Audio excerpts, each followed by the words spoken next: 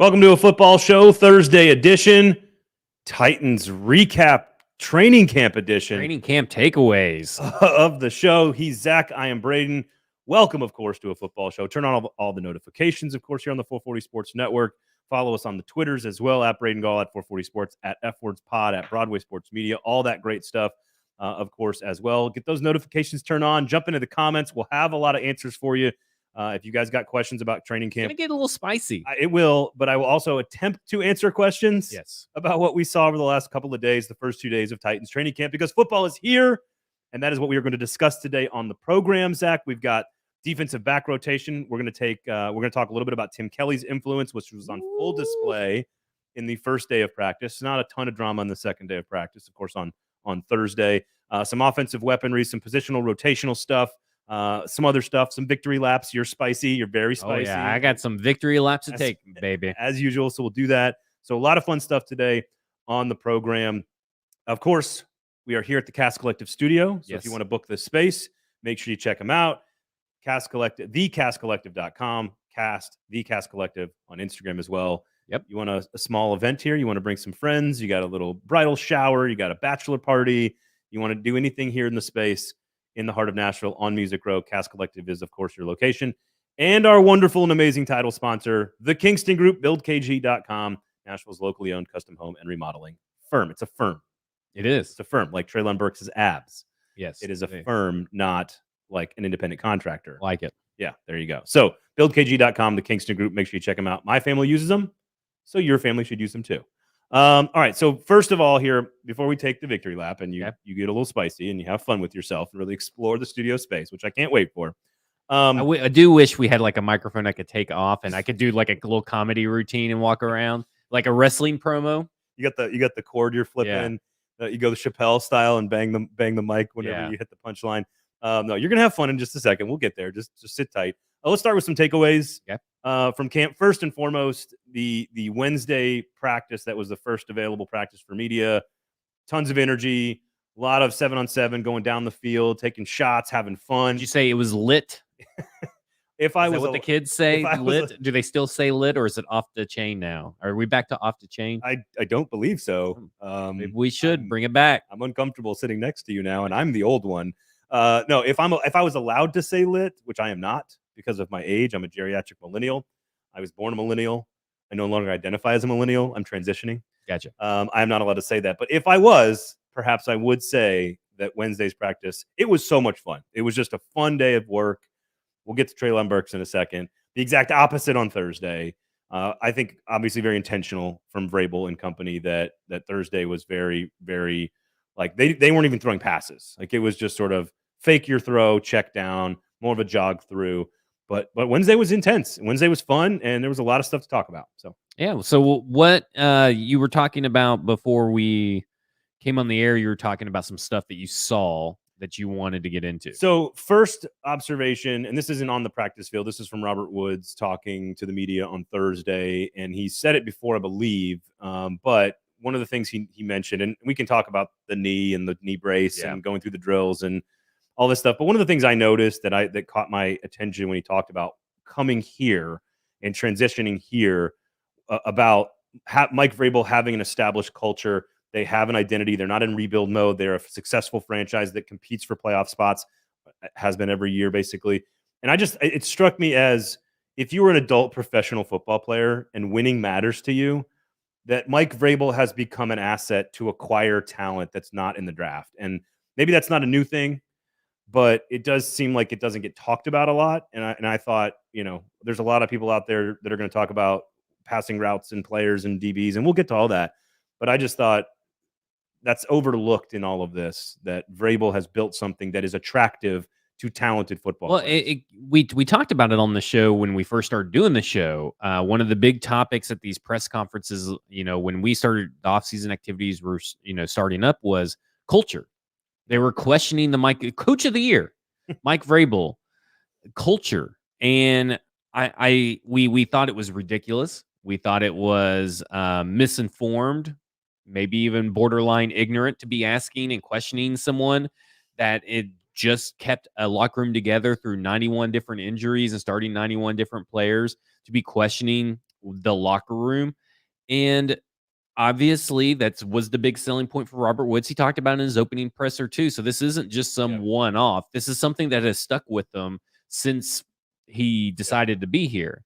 And so I just wanted to mention that because again, I just heard him talking literally like a few minutes ago, and so that's something that stood out to me. I wanted to make sure we got that out. Well, also in that presser, speaking of culture and leadership, and we'll get into more Treylon Burks here in just a second, but he talked about he didn't really talk to Treylon Burks. They didn't really talk to each other between OTAs and training camp, but he felt that Treylon Burks left knowing the expectations and how we do things. So Robert Woods is already throwing in the we. He's already bought into the Titans way. This is how we do things. Here's our expectations for how to basically be a pro's pro, which is good to have. That's why you have veteran players to be able to talk to and teach these rookies that are coming in, because this happens all the time. This is not some new phenomenon that's, Treylon Burks specific. We spoke about this when they acquired Woods, that he is a professional football player, in every sense of the word. He likes to block as a wide receiver. Like, he does his job professionally.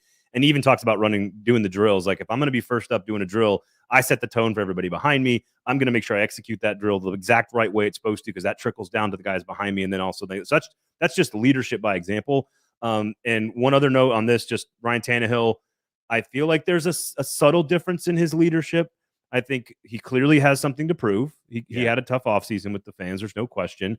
Bad performance in the playoff game. Like, he's got something to prove personally.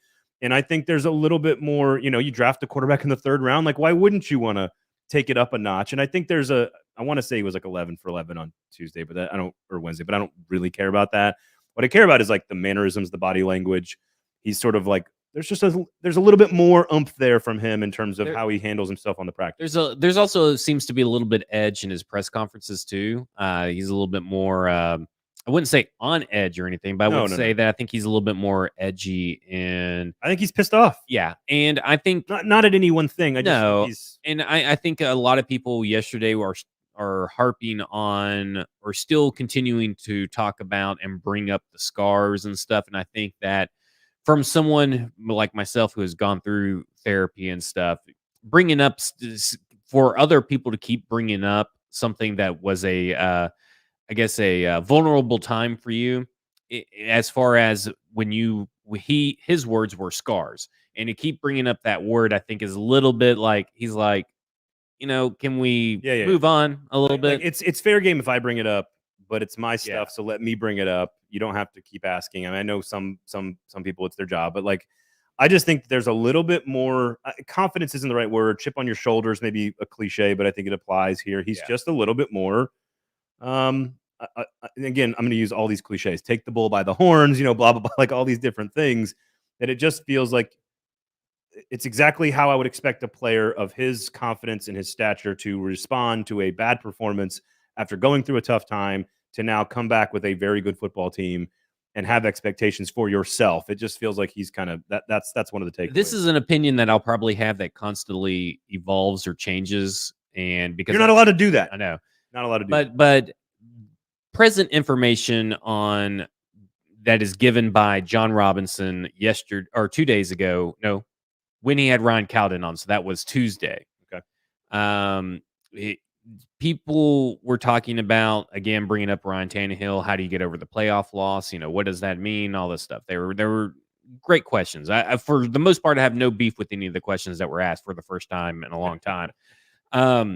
But someone asked something. He goes, well, 31 other teams lost.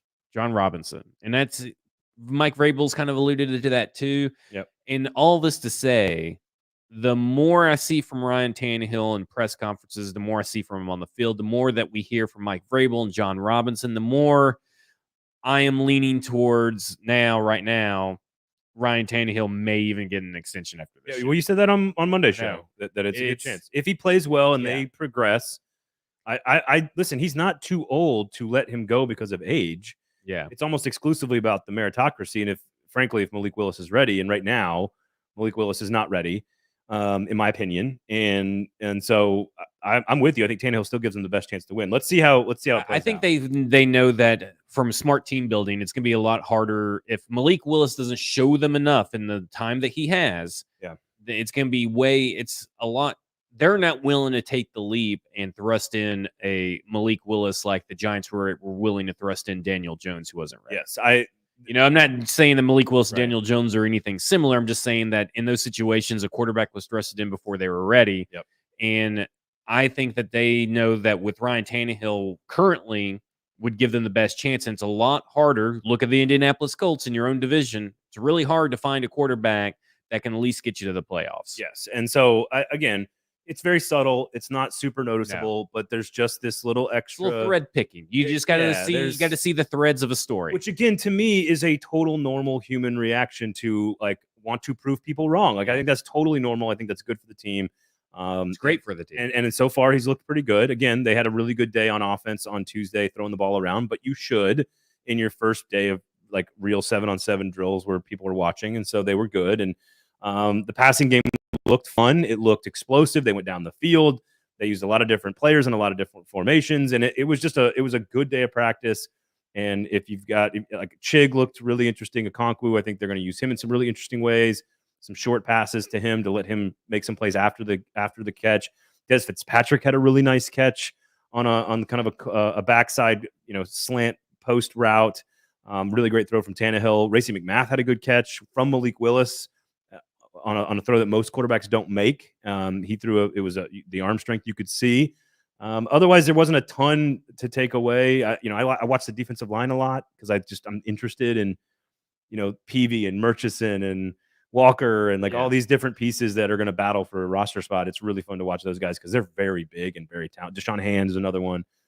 They're very talented. So it's a lot of fun just to be on a football field, frankly, Zach. Yeah. Well, I can only imagine, even in this heat, especially since you guys have been blessed with a little bit of clouds. overcast. We had clouds the last 2 days and it wasn't terrible. Yeah. So the players definitely were talking about, players were definitely happy that it wasn't scorching hot, which I don't know, might have affected a 22-year-old rookie who came to Nashville for the first time to practice because it was hot as hell during OTAs and minicamp. Not as bad this week. Treylon Burks, by far, not even close, easily his best day of work on the first day of practice. And for me, in my perspective, in my opinion, it ended what I thought was a fairly ridiculous 3 months of conversation with fans and or the internet and or Twitter and or media. Again, I'm not picking on any one person here. I just think that we on this show kept saying, no empty calories. This is not a topic until it becomes a topic. And lo and behold, the first day of practice, the second day of practice, it is not a topic. Treylon Burks was out there, completed both practices, looked great, and is down a few pounds, 5 to 6 pounds. And which by the way, accountability of it too. Can we say something about this 5 to 6 pounds? First off, if that was it, that's great, right? I mean, obviously that was it. But second off, that doesn't mean he was fat. No. Well, he's a big boy. He's a big boy. But if all it takes is 5 to 6 pounds to have you running, 4 threes or whatever you want to call it down on the field, then I should be doing that every I lose about 5 or 6 pounds and then gain it back. So in that time frame, I should be the fastest person alive on the field. No, and give me a break about this kind of crap that people are spewing, saying that okay, well he was fat. Well, no, he wasn't fat. He wasn't conditioned. He had 5 to 6 pounds, probably because he thought that, hey, I will do my college regimen to stay in shape. That wasn't enough. And specifically, Robert Woods said basically he realized that wasn't enough. And he should have done better with his inhaler accountability. But it was all asthma related. 5 to 6 pounds, and then you have asthma, then you have this humidity. Okay, I get it. Well, let's add to the list. It's also a 22-year-old moving to a new city, going to work professionally for the first time in your entire career. There's just a tiny bit of grace was not really given to him. No. And I'm not suggesting that a lot of it has to do with AJ Brown and Isaiah Wilson, which is not Treylon Burks' fault. No. And so again, I'm not suggesting that I don't understand. Also, it's also the 3 Show me a video clip where Isaiah Wilson or even AJ Brown ever took accountability. Well, that's true. But it's also the 2.5 months window of the calendar year where there's no football happening. So you've got to kind of, of all these things led to this conversation around Treylon Burks that I'd like to think that on this show, if you listened, we told you from the beginning, Just stop. Don't worry about it. It's not a thing until it becomes a thing. And also we need to hold ourselves accountable. We don't want to overreact the other direction after one good practice. Now, I will say this. It wasn't just the one down the field big play that he made, which was spectacular. The Titans tweeted out the video, so go check it out. But he also had a really good, tough, hard-fought, contested catch against Caleb Farley. He had another really good leaping hands catch on a dig route, which we know that's what A.J. Brown ran in this offense. He was sprinting downfield when Derrick Henry was on run plays to make sure he was showing the effort to be a blocker. Like, it was the best day of work for him by far, and it was the player I saw at Arkansas. And so, what's the player that we all expected, right? I mean, let's say we all expected, but we expected that to happen. Now, did we expect it to maybe happen at OTAs? Sure. Again, it wasn't ever going to be a big concern because lost in Sam Pittman's comments about that were the second time he said these comments, by the way. This wasn't new news. It was just presented in last week at media days. Was that he's a great team leader and a good team mate. And cares about the team more than himself. Yeah. So obviously you have to give a guy at least a little bit of time to adjust to new surroundings and a new way of doing things, that he probably was able to rest a little bit on his athletic ability in college. And Arkansas is not exactly Alabama. Right. And so you go in here, you totally are different. But everybody discounted him, saying, well, he's a bust because of A.J. Brown. And then he's not going to amount to anything because he's obviously a Sam Pittman guy. And Sam Pittman can't be trusted for anything. And he's obviously Isaiah Wilson, which is an utterly ridiculous thing to say. And I am at this point, John Robinson again on Monday was asked a question about, what does Treylon Burks have to do to replace A.J. Brown? Okay. First off, a leading question. First off, I talked about this on Football and Other Efforts this week, where I talked about he doesn't have to be A.J. Brown. He has to be the best Treylon Burks that he can be. And everybody, all the other pass catchers and Treylon Burks combined have to be better than what they had last year. Which I don't think is that difficult. Oh, it's like the 2015 wide receiver pass catching group did better than the one last year. So we're talking Sharp Matthews. Yeah. No, we're talking Harry Douglas, even worse? DGB, and Kendall Wright. Oh, God. Well, at least Wright had 100 catches one time. Yeah. But he basically said, he kind of skirted the question by just saying what they expect Treylon Burks to do, which is the best way to go. Because, A.J. Brown doesn't matter anymore. That's the first big thing I would think everybody needs to realize. A.J. Brown does not matter anymore. Neither does Isaiah Wilson. No. Neither one of them factor into what we are evaluating currently. And again, I want to be clear. This is our first of a few victory laps that you're going to take here. But this one to me is also, I want to hold ourselves accountable, because that's what we're going to do for you on the show, which is if he does come back and struggle to go through practice next week sometime, that we're not going to throw that away and say, let's not there is an issue there. Right. Like, I don't want to overreact to Wednesday's practice and say it was the greatest practice of all time. He's perfect. It's going to be wonderful. Like, that's not it. It just was, as of right now, so far, with 2 days of practice as a professional in an official training camp in the summer for the season, Treylon Burks has been good. Yeah. And until he's not good, we're not going to react. And the staff and John Robinson, they all knew about his asthma issues. They all knew. They have said it numerous times. I saw Jimmy Morris on Music City Miracles, that they're doing some podcast or whatever, and they had a little preview of a podcast. And he said, Sam Pittman's a liar, and this staff didn't know what was going on, and they have an issue where they don't know what is going on with these players. Even though he's just blatantly ignoring the multiple people that have came out and said they knew about it. Give me a break with this. But anyway, John Robinson, Treylon Burks, and he said, get open, catch, and block. Try to run with it as far as he can until someone tackles him after he catches it. It sounds pretty simple. It's a simple job to ask. And listen, they brought up his college stats too, where he ranked. I don't remember which stats they brought up, but they know what he's capable of. That's why they were comfortable trading away A.J. Brown. That's why they were comfortable drafting Treylon Burks, is because first off, they knew the asthma was an issue, but they knew what they were getting is a wide receiver that they believe can get yards after the catch and go deep, which we saw in practice. Everything that I saw in Arkansas tape from a really good football player that would run away from Alabama defensive backs in a run first offense, I saw in the first 2 days of practice. Which is it's going to continue, and there are going to be days where he does not have good days. Guess what? He's a human and he's a rookie. Yes, human and rookie, also two important things to acknowledge that Treylon Burks, in fact, is.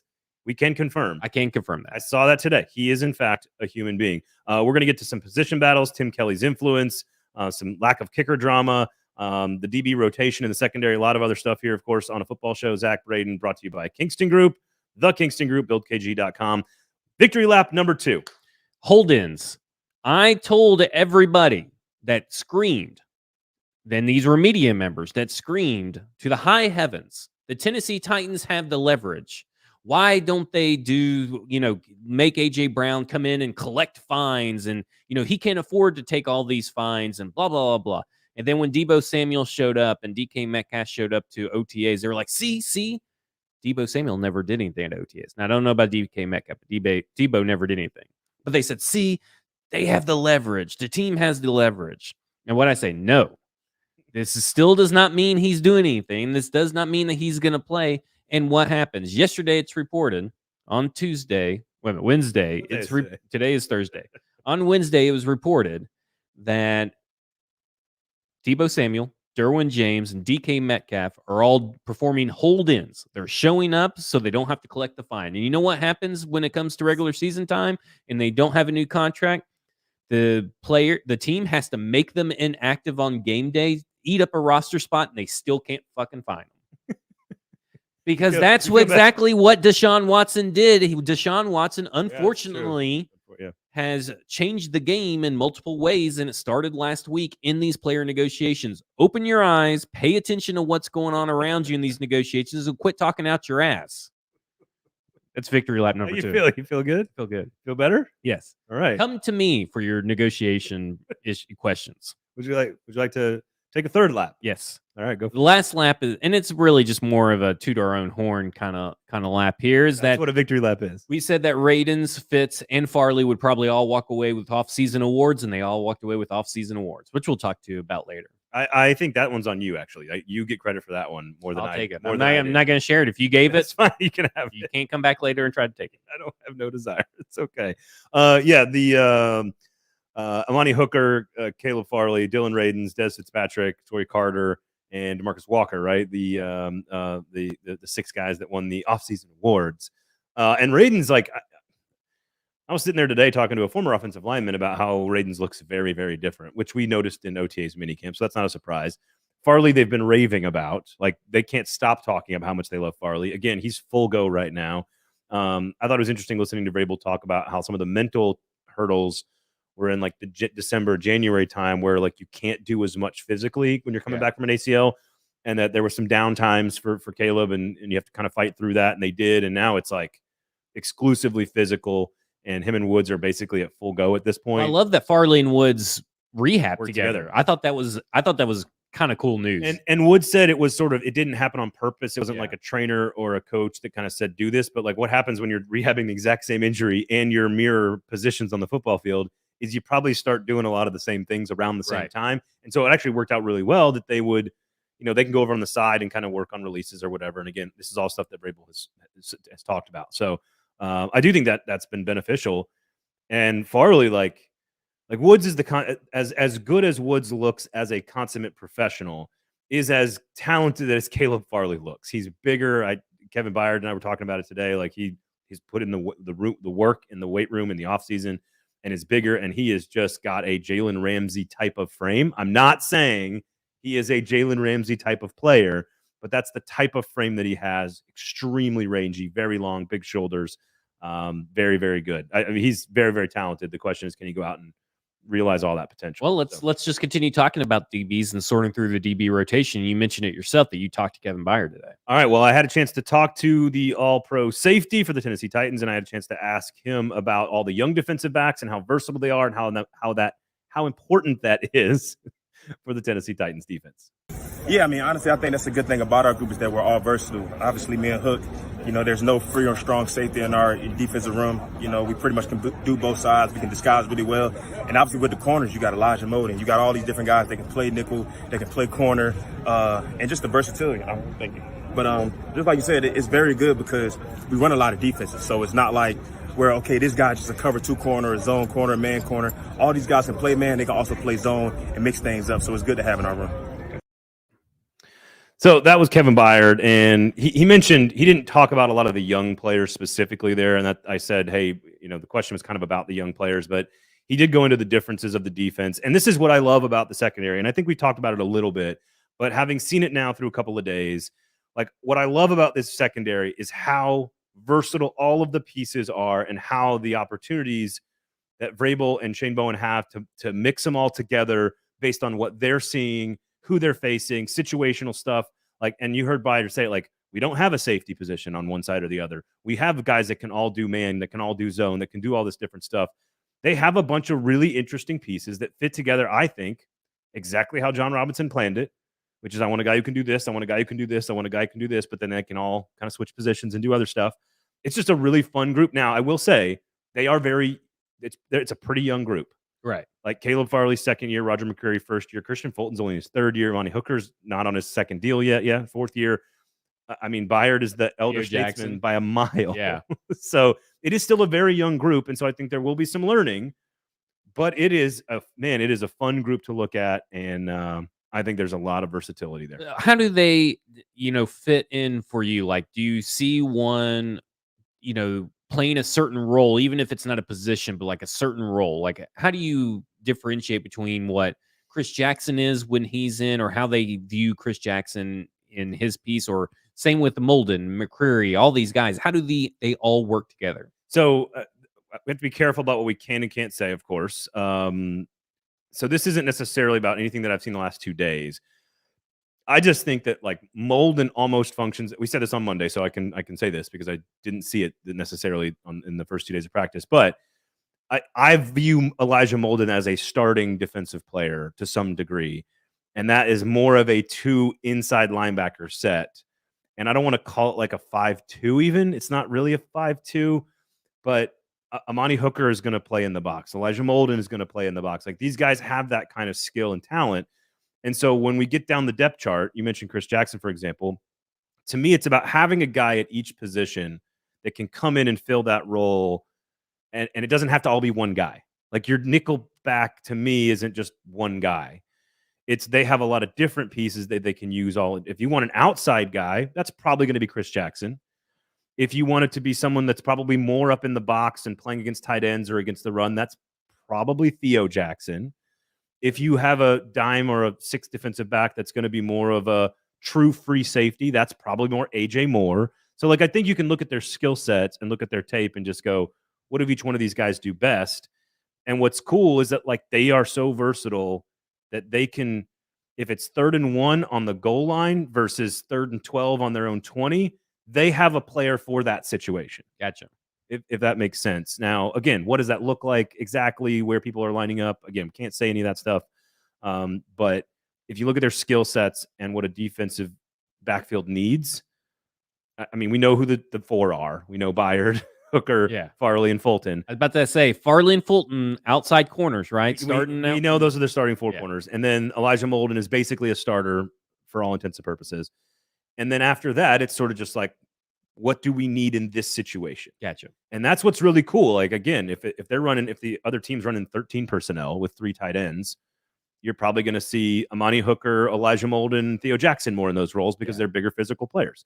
If it's 4 wide receivers and you're going against, a bunch of Tyreek Hills, you're probably going to see a lot more McCreary and a lot more Fulton, a lot more Farley, and, maybe more Chris Jackson in that situation, maybe more AJ Moore at safety. So I just think it's a great group. They are. The one thing that I keep landing on, like, what am I missing? Right? Like, what am I missing? It's that they're very young.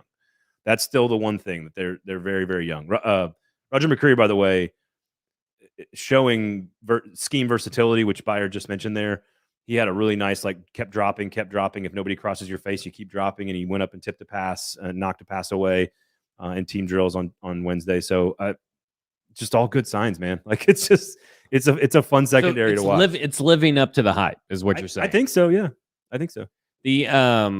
What are the chances that you see on the field? I mean, 5, or let's say 5 cornerbacks. Like, I mean, I guess it's possible, because, like, would they take if Zach Cunningham leaves the field, on third down, and then they didn't do any of this in the last 2 days, so I'm not yeah. reporting on this. They did not run any one linebacker sets. I'm just saying if they did, do you think this group provides them with the flexibility to be able to feel comfortable taking Zach Cunningham off the field and not putting another linebacker there? Amani Hooker. Gotcha. Amani Hooker and Elijah Molden are so good around the line of scrimmage, if you need them to be, in my opinion. Gotcha. Hypothetically. Allegedly. Well, I will say this about them, even though they are maybe they're keeping the hype level up, they did get burnt a lot on Wednesday's practice. And a lot of that may have to do with Tim Kelly. What do you want to throw to the video first? Oh, yeah. So I will say one thing before we listen to Nick Westbrook-Akine talking about Tim Kelly's influence, because it's still pretty early on this. But I think there's a reason that we saw what we saw in camp on Wednesday, passing the football down the field. We'll get to that in a second. So Tim Kelly, I had a chance to talk to Nick Westbrook-Akine and just asked him specifically. I said, look, it's only a couple of days in, but what do you see is the influence of Tim Kelly on the Titans offense? Yeah, I mean, it's early on, so I guess I'm going to learn a lot more going forward through camp. But I mean, I feel like there's a lot of details and knowledge all around of everybody knowing the full concept of the plays that we got going on. So there's a lot more why. I guess is the first thing I noticed is just an emphasis on the why, and that's Coach Tim Kelly and then the whole offensive staff all together. Just everybody kind of really understanding why we're doing things instead of just going out there and winning plays. So Nick Westbrook-Akine there, and again, very early, not a ton of detail about specific formations or strategies or anything, and I don't expect him to sort of give away state secrets, especially with this Titans organization. But I think a little insight there into it's not just here's the play, here's how to run it, here's how to break this or turn the defensive back's hips here, or I want you to go over the DB here, or under the DB here, depending on if it's man or zone, if he's up tight or whatever. It's more just like I am learning why we're doing everything the way we're doing it, and that's another layer of understanding of the offense that I think is helpful for the receiving core. I will say that I think I can't specifically say the reason they were successful down the field in the first day of practice was because of Tim Kelly. I would say it's the first day of real practice, and on 7-on-7s you should be going down the field. Like that's, to me, if I'm running a 7-on-7 drill, I want to practice my intermediate to deep passing game. Like, what's the point of throwing 2-yard flat routes in a 7-on-7? Like, there's no offensive or defensive line. What I've kind of noticed this offseason, I kind of noticed in a couple drills earlier in the year, now I'm seeing them again today, is that Nick Westbrook-Akine looks faster. He looks quicker, which is very odd to say because I always felt like he was this big, plotting, possession-type wide receiver. And then on Wednesday, you read that he's going like 40 yards down the field, burnt Christian Fulton. Very first, maybe it was the second play of camp. Yeah. It was down the seam on the hash mark, 5 yards past Christian Fulton. Yeah, which is crazy in my mind. It's just crazy. Perfect throw from Tannehill. Again, this is what you're supposed to do in 7-on-7. Nobody's rushing you. Like it was a perfect throw. Caught it in stride. Walked into the end zone. But I feel not even challenged. While you do typically tend to test the defense on these kinds of throws and in these drills, I feel like they were very much more apparent and successful and maybe wowing. Yes, I would say, because it seems like we said that they have lacked explosive plays. I mean, I talked about it on the podcast this past weekend specifically, or the past week, but we talked about on the show a bunch of times about what Tim Kelly would bring is more explosive plays, and it looks like that is where the emphasis is at currently. Yes. And I think that when you're looking at Tim Kelly, I like the fact that he's diving into the wide receiver room pretty hot and heavy and explaining and teaching and coaching. Not to say that Rob Moore hasn't done that, because Rob Moore has obviously been a very successful wide receiver coach. But I think adding an extra layer, letting Tim Kelly take off, basically what you're getting is Rob Moore is being able to focus maybe a little bit more on techniques, the drills, and how you do something. And Tim Kelly's focusing on the why. And I think the how and the why working together in perfect matrimony is going to go a long way for these wide receivers, specifically for Nick Westbrook-Akine's, who's just continues to ascend. And I know that people like to mock Joe Rexrode. and wide receiver 2. You wrote a whole story about it. Yeah, and I know, like, by the way, Rexy, I heard you dogging me out today, by the way. And I know people like to bag on what Nick Westbrook can be, but if he continues to add layers to his game, and if he's adding the deep layer, that's another. He already has Tannehill's trust, right? Now he can have Tannehill's trust down the field. Yeah, is another layer. Does that result in a 1,000-yard season? No. Does that result in going from 400-something yards and 4 touchdowns to 600-something yards and 7 touchdowns? It could, but you need the vertical passing game because it was lacking so apparently last year. Yes, at all times. I think in a perfect world, you want Treylon Burks starting as your outside wide receiver in the starting normal formation, Right. with Nick Westbrook-Akine behind him. And when you want to go big, you play them both. Or if Treylon needs a spell, you bring in Westbrook-Akine. To me, he's just a super dependable, knowledgeable, smart, all-around football player that is probably really good he's good in the running game in terms of blocking and getting into position. So I just think he's just continues to sort of evolve his game into a more well-rounded thing. I am curious to see, because this is not what I've seen in the last 2 days. It's what you've said from the beginning, because you did a deep dive on Tim Kelly and you said a lot of 12 personnel, a lot of throwing on first down, more explosive plays. Those are the 3 big ones, right? Those 3. And in the first day of camp, I think we saw, again, not the formational stuff, but we saw them go down the field. Tannehill's a little, let's put it all together. Tannehill's a little pissed off for greatness, a little bit more motivated. They're deeper at receiver and at tight end and at running back. They have a passing game coordinator that we trust to do some of the things we want to see the offense do to evolve. Like, we start checking all these boxes. The only one is that damn offensive line. Yeah. that is the thing that could derail all of the other pieces that we've talked about that we like so far. Is we are not going to know about the offensive line and how it affects the passing game until they are out on the field against the Giants. We are not going to know. I'll say this because I want to bring this up with Tim Kelly. Tim Kelly's always did a good job of moving his wide receivers around the formation. And I think that with the pieces that you have, Mike Vrabel brought it up, I believe is Mike Vrabel on Tuesday. It may have been John Robinson, but they talked about, well, Nick Westbrook-Akine, he can play all the slots. He can play every position. Yeah, he can. He can play. He played some slot for us last year, I believe, and he did this and he did that. And Treylon Burks, obviously, is a guy that can do it all. Robert Woods, again, obviously a guy that can do it all. Now, Kyle Phillips, he's kind of slotted in at the slot. He's an inside wide receiver. Chig can be put out wide.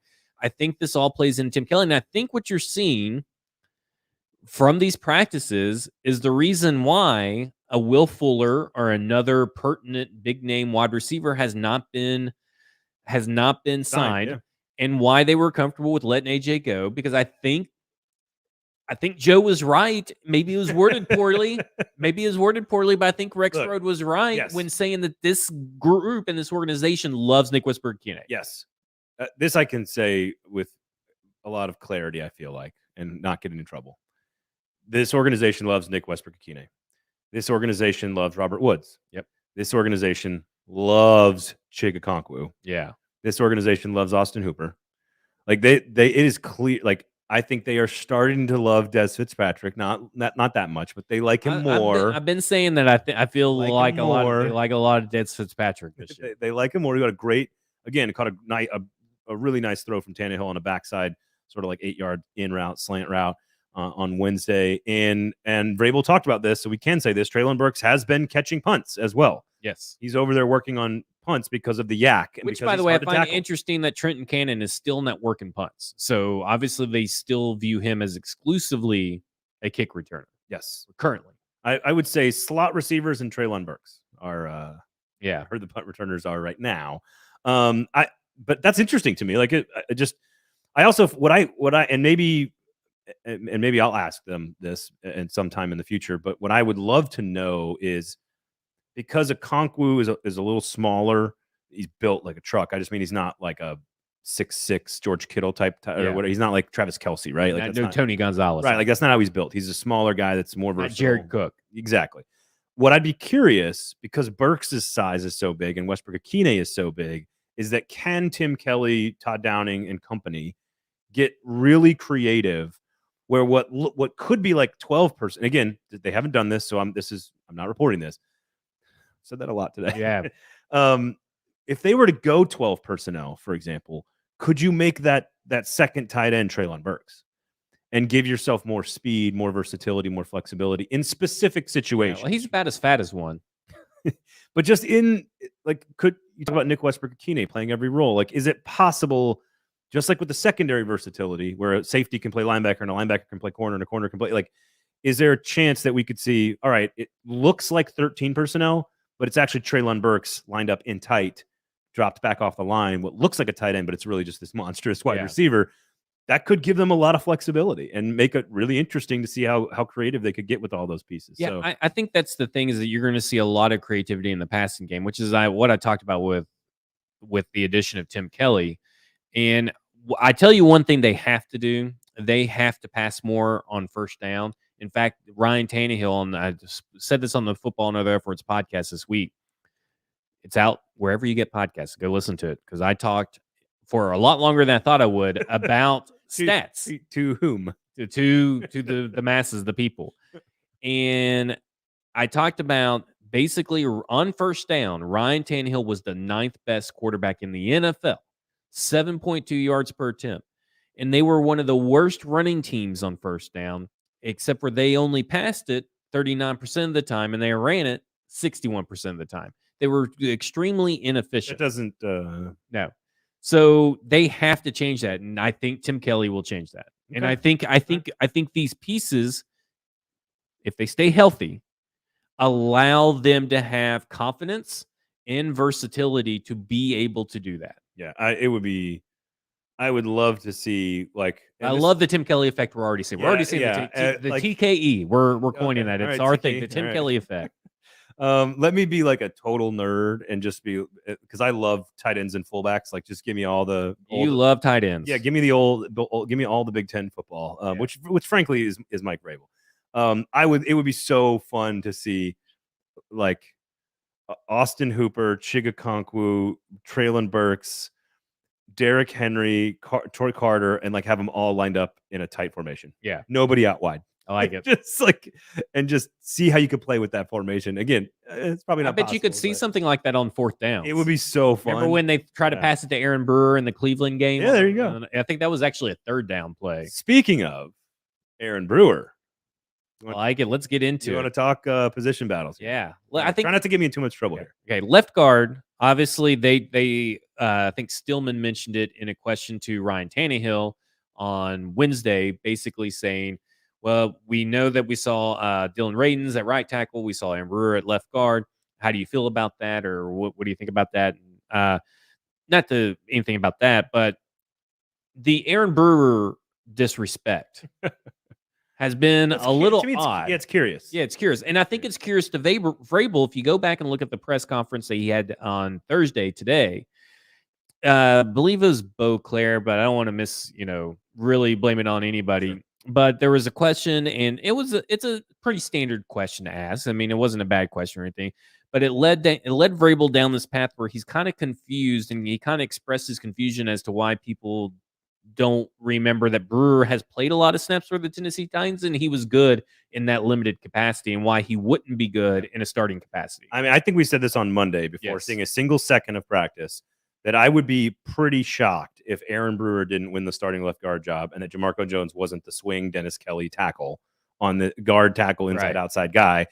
I mean, I think we said that on Monday. I haven't seen anything. And Vrabel pretty much Brewer's said a today. solid player. Yeah, Vrabel also said, I think in that same breath after that question, basically, Jamarco Jones is still kind of learning everything. And he's still you could tell that they're not thrilled necessarily. Vrabel's attitude towards Jamarco Jones is drastically different towards his attitude about Aaron Brewer. He enjoys talking about Aaron Brewer. He's like, it's a chore to talk about Jamarco Jones, which is what we have said for a while now, that people are trying to make this a competition. I don't think it's as much as it's a competition, right? But it's not a competition. No, again, I would be shocked. There's a clear leader in the clubhouse. Yeah, and he is a far more explosive athlete than Jamarco Jones.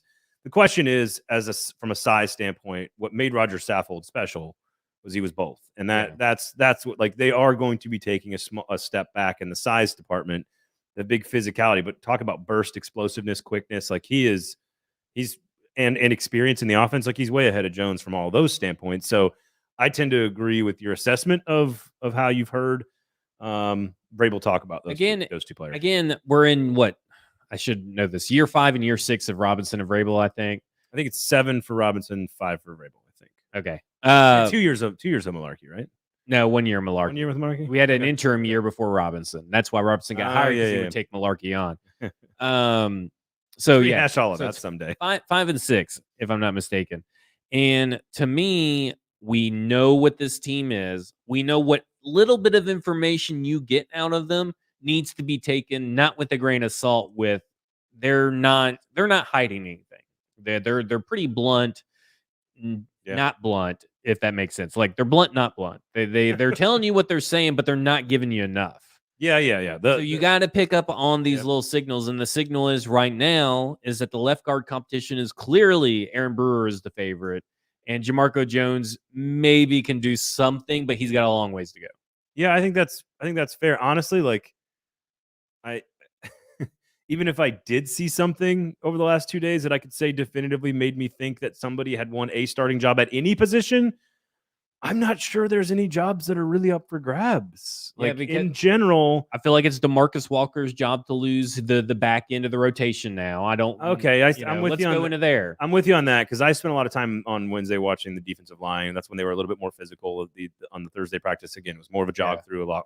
It's very crowded. It is. It's not going to be easy. I saw PK tweet out today that, getting in the back end of the defensive line group and making the roster in the back end is not hard at all. And I'm thinking, I think it's a lot more difficult than what you're giving credits to, because you got Merch back there, you got DeMarcus Walker. I'm like writing them all down right now. You got Jaden Peavy back there, you got Haskell Garrett back there, you got Deshaun Hand back there. There's so many big dudes, and maybe they're not.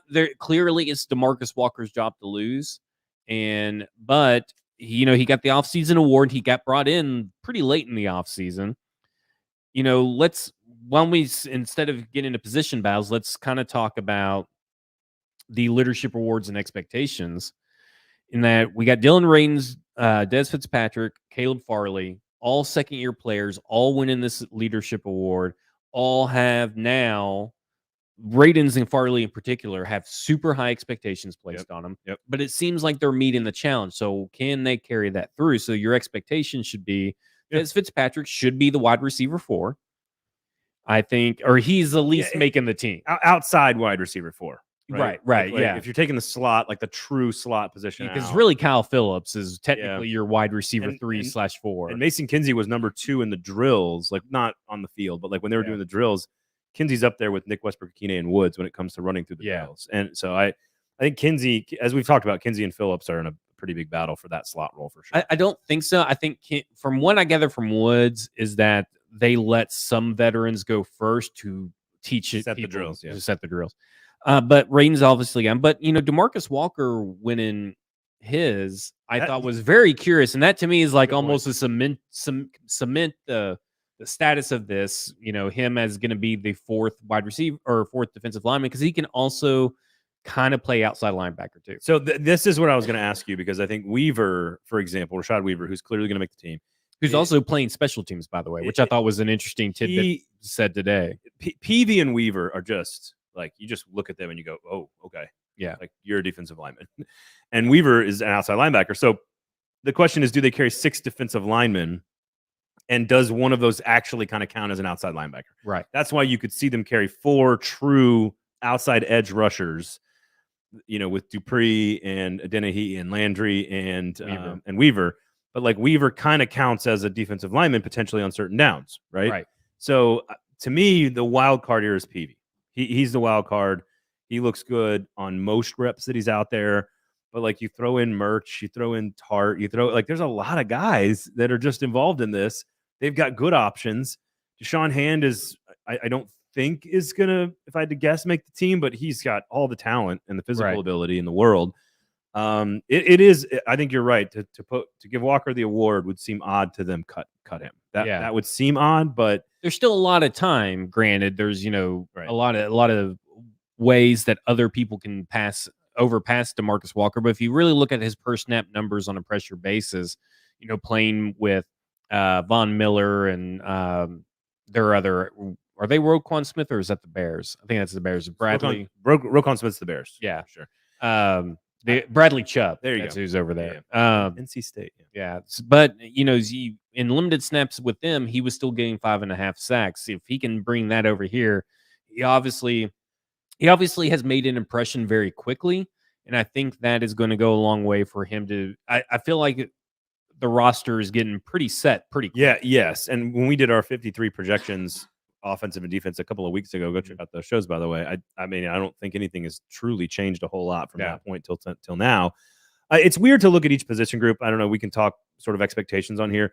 Like, I look at the defensive back group, and it's young, very talented, very versatile, exciting to me. It's high expectations. The defensive line, talented, deep, young, exciting, but some pieces that we're not 100% sure on, like a Weaver. We think really highly of him, but we're not sure. So that's exciting to me. There's the receiving core and tight end core, which has got some nice, young, exciting pieces with some expectations. So, like, there's not as good as the defense, clearly, secondary of the line, but it's sort of like, okay, the offensive line is the only one where I'm just kind of like, it's cautious. It's not excitement. That's the only position group on the team. And unfortunately, that is the one position group that can derail all the other ones. I'm anxious to see what they do in joint practices. I think that will go a long way with telling you. But I like that the idea that the valuable offensive line reps seem to be going to the right people with the right amount of time. But this, Ward, you're putting another layer of pressure / expectation on Dylan Radins to solidify his spot. And they seem pretty confident that Dylan Radins is going to be the right tackle of the future, or the tackle of the future, because he could switch at some point for this team in the long haul. They seem confident enough that Des Fitzpatrick is going to be a contributor and not a hindrance when he's on the field. Can I ask you a question about those two guys in particular, and then it kind of will blossom out into like a larger conversation about Vrabel and Robinson strategically? And that is, and I've heard them say this often, and Vrabel said this specifically during his press conference, that he doesn't want to rely on talent, which is an interesting thing to say, because sometimes you just want to have the better player. Like, that's when all else fails, talent generally wins.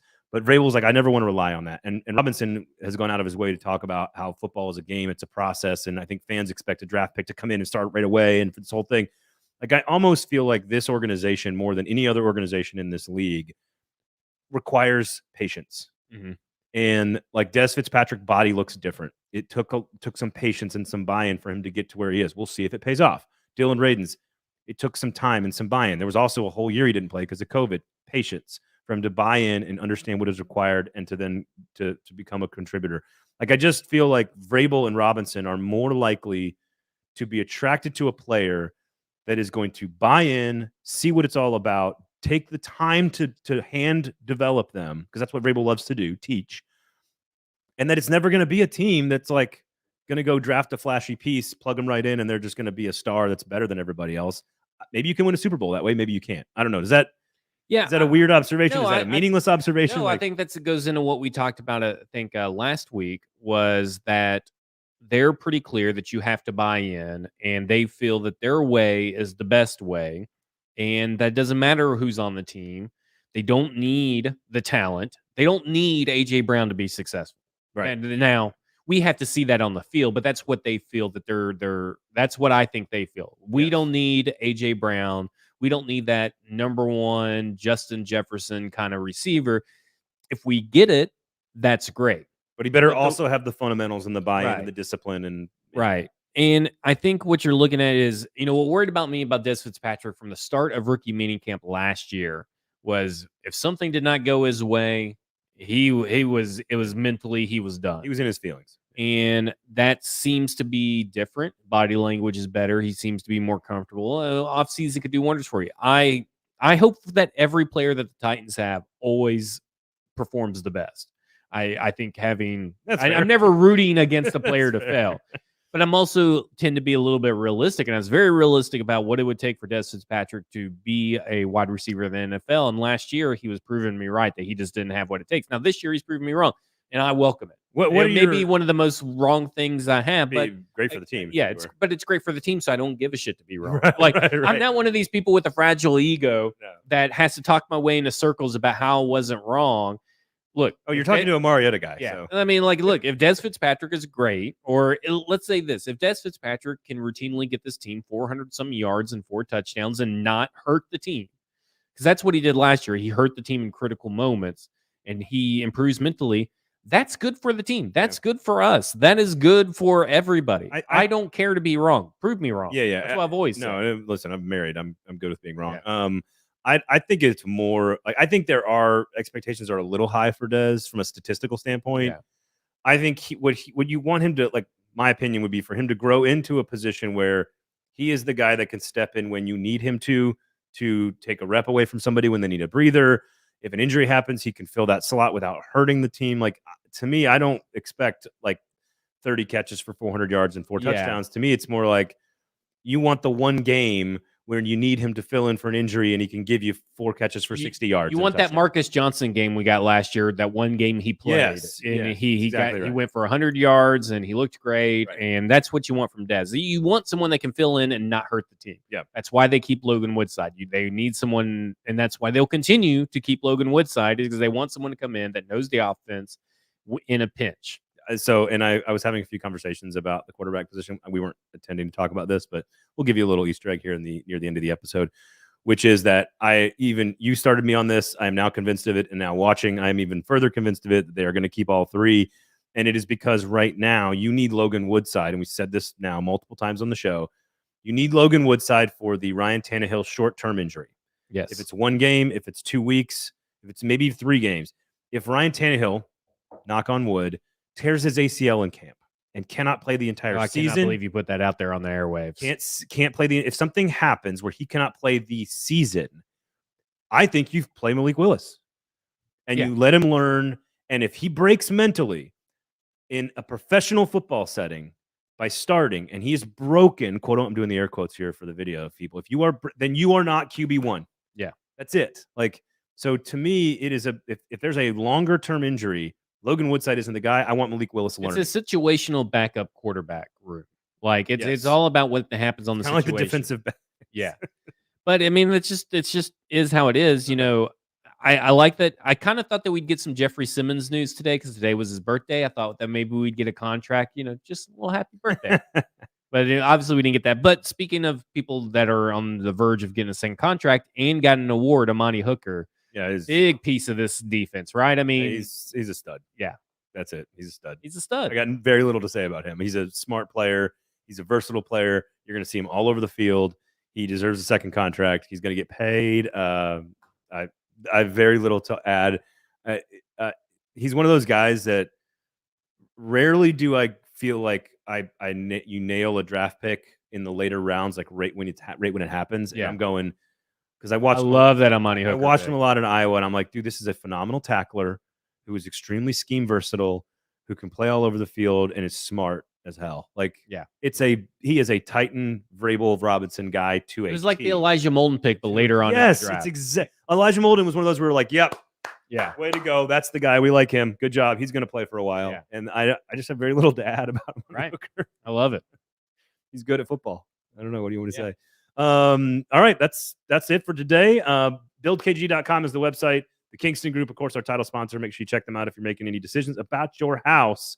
Make sure you check them out. If Zach's going to build a new wing, he's going to do it with the Kingston Group. We built a fancy carport. We did it with the Kingston Group because we're not going to deal with all these stupid independent contractors all over the town. You never know what they're going to show up or what they're going to charge you. Nope. Nose to tail, Kingston Group, start to finish, design in-house. They can do the whole deal. No concerns, no worries, extremely high quality work, exactly like this show, Zach. So check them out, buildkg.com. The Kingston Group, of course, turn on all the notifications. Follow us all across the socials there. We do appreciate all you guys hanging out with us.